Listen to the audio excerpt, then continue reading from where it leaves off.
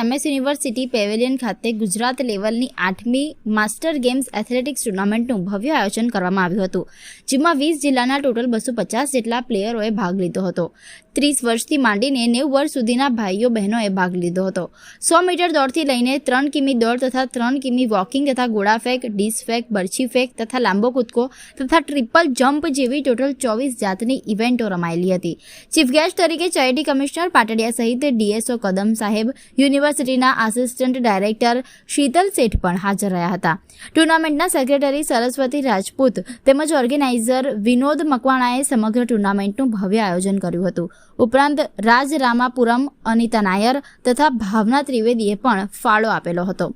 વિનોદભાઈની રિક્વેસ્ટને માન આપીને નીતલભાઈ ગાંધી, પૂર્વ કોર્પોરેટર તથા અન્ય સિંગર મિત્રો જેવા કે નિમેશભાઈ, પ્રભાબેન, રન્ના મેડમ, સુધાબેન, પુષ્પાબેન વગેરેએ હાજરી આપી શોભામાં અભિવૃદ્ધિ કરી હતી। અહીંથી જીતેલા પ્લેયરો આગામી એપ્રિલ મહિનામાં દિલ્હી ખાતે નેશનલ ટુર્નામેન્ટ રમવા જશે।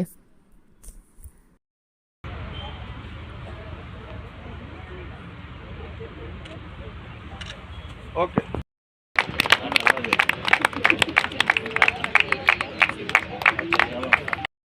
સિંગિંગની દુનિયામાં મારું 6 મહિનામાં ઘણું નામ કરી દીધું છે એમણે અને ઘણું સારું શીખ્યું। years में भी हमको भी यही होना है, जॉब में जहाँ भी होगा वहाँ होना है।